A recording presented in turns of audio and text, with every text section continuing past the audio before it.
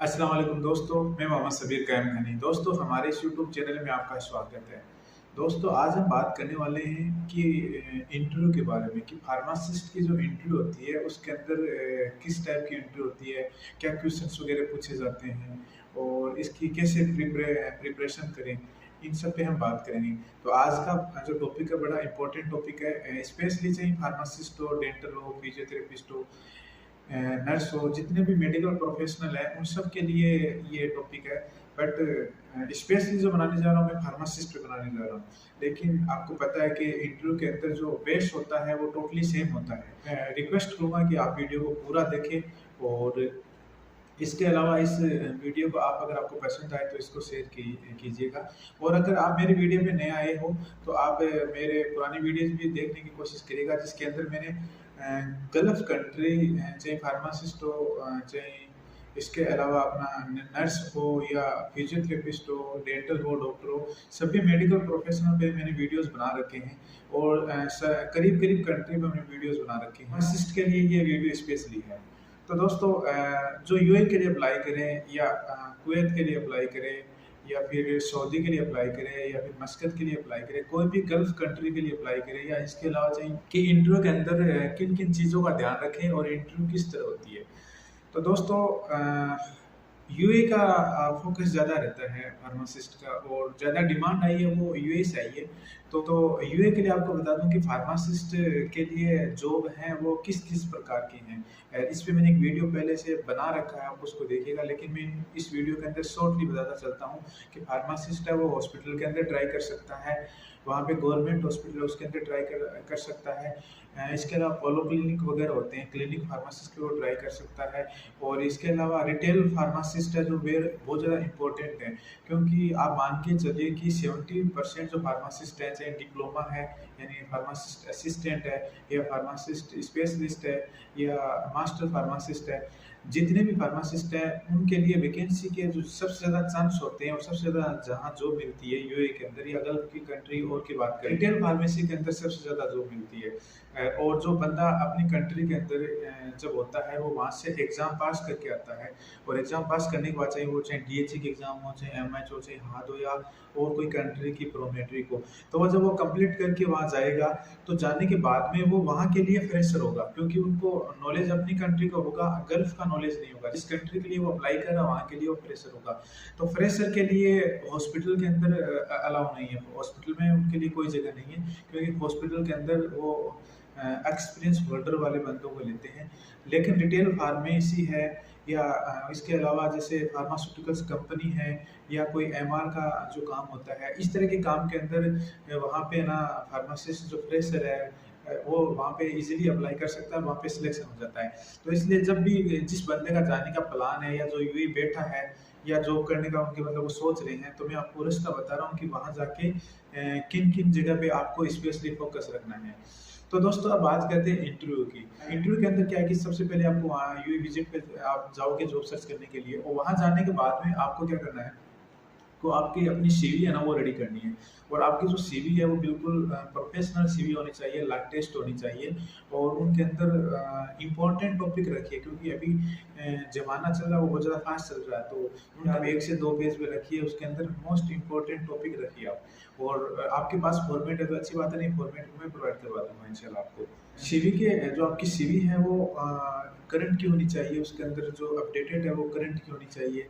और इसके अलावा अगर आपके पास सीवी रंगीन है यानी रंगीन प्रिंट के अंदर है, ठीक है ना, कलर प्रिंट है तो बेटर रहेगा, क्योंकि एक थोड़ा सा इम्प्रेस करने के लिए जब आप इंटरव्यू देने जाओ तो इनका ध्यान रखो हमेशा।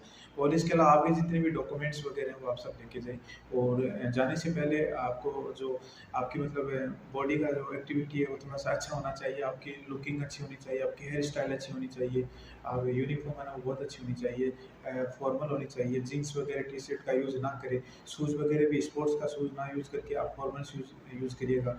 और इसके अलावा ब्लेजर वगैरह या फिर डॉक्टर एप्रिल वगैरह अगर है तो बहुत अच्छी बात है, उनका भी आप यूज़ करिएगा। अब आप इंटरव्यू देने चले गए, वहाँ पे आपका नंबर आया, ठीक है ना, तो आपको सबसे पहले परमिशन लेनी है कि क्या सर मैं अंदर आ सकता हूँ। तो आपको परमिशन लेके अंदर जाना है, और जैसे आप उनकी टेबल के आसपास पहुँचोगे तो वहाँ पे वो आपको बोल देगा तुरंत कि टेक योर सीट, आपको सीट पे बैठ जाना है। और बैठ के वो जो भी आपसे रिलेटेड आपसे आपसे पूछेगा कि आप अपना इंट्रोडक्शन दीजिए, तो आपने अपना इंट्रोडक्शन देना है और इंट्रोडक्शन शॉर्ट में देना है, ठीक है ना। आपका नाम बता के आप जिस कंट्री से वहाँ का बता के, क्योंकि इंटरनेशनल बातें हो रही है, आपने जो एग्ज़ाम लिखे उसके बारे में बता के, आपके कुछ एक्सपीरियंस के बारे में बता के आपको जो इंट्रोडक्शन है वो कंप्लीट करना है। इंट्रोडक्शन के बाद में एक चीज़ मैं आपको और बोल देता हूँ कि यूएई के अंदर जो 80% है ना, यानी 80% जो इंटरव्यू होती है रिटेल फार्मेसी के अंदर, वो 2 सेक्शन में होती है, यानी आपको 2 चैप्टर होंगे वो, ठीक है ना। तो उसमें क्या होता है कि फर्स्ट जब आपको अटेम्प्ट होगा, फर्स्ट सेक्शन होगा, उसके अंदर क्या होगा कि वहाँ की जो नॉर्मल जो पर्सन है या एचआर डिपार्टमेंट है वो आपकी इंटरव्यू लेंगे।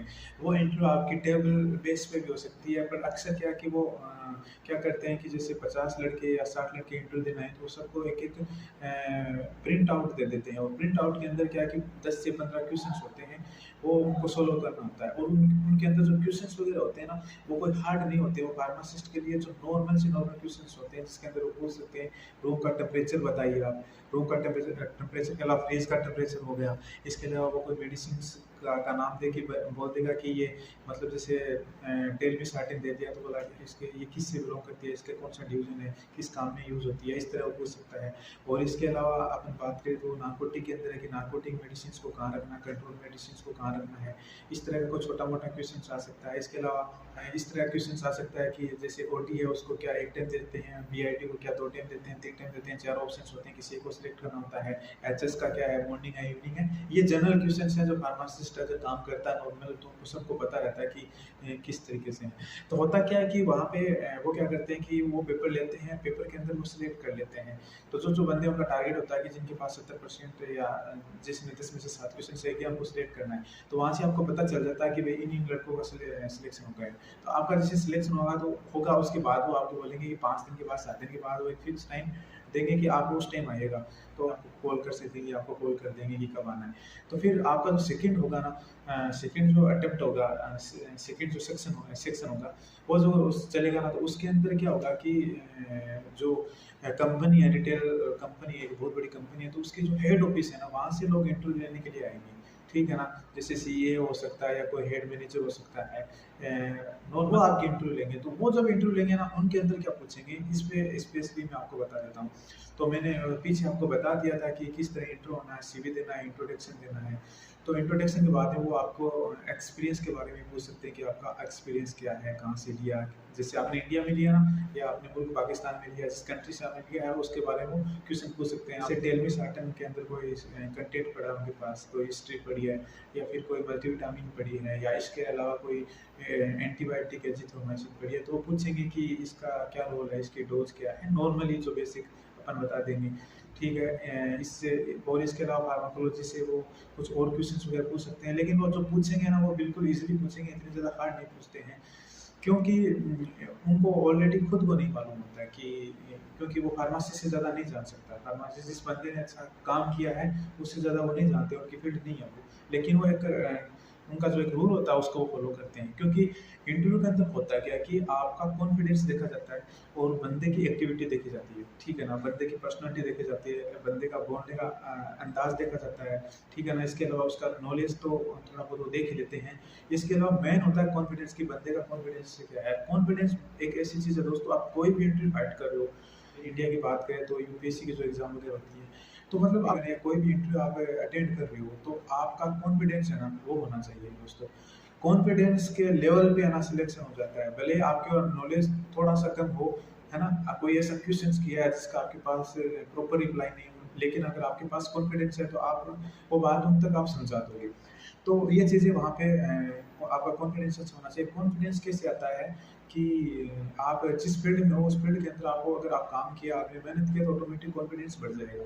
दूसरी बात, उसके अंदर आपकी इंग्लिश अच्छी होनी चाहिए, क्योंकि ये जो इंटरव्यू होगी ये पूरी इंग्लिश के अंदर होगी। आप इंटरनेशनल इंटरव्यू दे रहे हो तो मान के चलिए कि आपकी इंग्लिश है ना बेहतर होनी चाहिए। तो जो भी बंदे यूए के लिए, कोई कंट्री के लिए ट्राई करें, तो स्पेशली अपना कॉन्फिडेंस है ना उस पर मेहनत करें, यानी अपने नॉलेज में मेहनत करें, इसके साथ साथ इंग्लिश बोलने का जो रंग ढंग है ना उस पर आप मेहनत करें, क्योंकि इंग्लिश बोलना ज़रूरी है, और इंग्लिश में ये कि वो जो पूछेगा उसका रिप्लाई आपके पास होना चाहिए। तो दोस्तों ये फार्माकोलॉजी हो गई। रूल रेगुलेशन में पूछ सकता है वो ये पूछ सकता है कि नार्कोटिक मेडिसिन कौन दे सकता है, हाँ, तो नारकोटिक मेडिसिन या गल्फ के रूल के अकॉर्डिंग क्या है कि फार्मासिस्ट नारकोटिक यानी कंट्रोल्ड जो मेडिकेशन है लाइक फेनोबार्बिटोन, क्लोनाजिपाम है वो नहीं दे सकते फार्मासिस्ट। उनको क्या है कि जो फार्मेसी के अंदर जो फार्मासिस्ट मैनेजर होगा, जिनका एक पर्सनल रूम होगा, वो एक स्टोरेज रूम के अंदर बैठा रहेगा, वहाँ पे नारकोटिक मेडिसिन रखी रहती है स्पेशली, तो वहाँ उसको परमिशन होती है सिर्फ देने की नारकोटिक, बाकी कंट्रोल मेडिसिन है ना, तो फार्मासिस्ट नहीं दे सकता। तो आपको पता होना चाहिए कि इनसे रिलेटेड क्वेश्चन पूछ सकते हैं। इसके अलावा अगर अपन बात करें तो प्रेगनेंसी जो टॉपिक रहता है वो बहुत ज़्यादा इंपॉर्टेंट रहता है, एग्जाम में भी बहुत ज़्यादा रोल रहता है प्रेगनेंसी का, और इंटरव्यू में प्रेगनेंसी का अच्छा रोल रहता है। सो इनसे रिलेटेड आप थोड़ी सी तैयारी करिएगा। जो फार्मेसी का जो एक चैप्टर है प्रेगनेंसी से रिलेटेड मेडिसिन वगैरह बनती है उन पर आप मेहनत करिएगा। और लास्ट में क्या होता है कि रिटेल फार्मेसी होती है ना, तो उसमें क्या होगा कि आप सिंगल फार्मासिस्ट रहोगे। वो है क्या कि आपका सिलेक्शन हो गया, फिर आपको ट्रेनिंग देंगे, ट्रेनिंग देके फिर आपको एक फार्मेसी भेज देंगे, और उस फार्मेसी के मालिक हो या जो भी हो, 8 घंटे में आप सिंगल हो जो पूरे पेशेंट को हैंडल करोगे।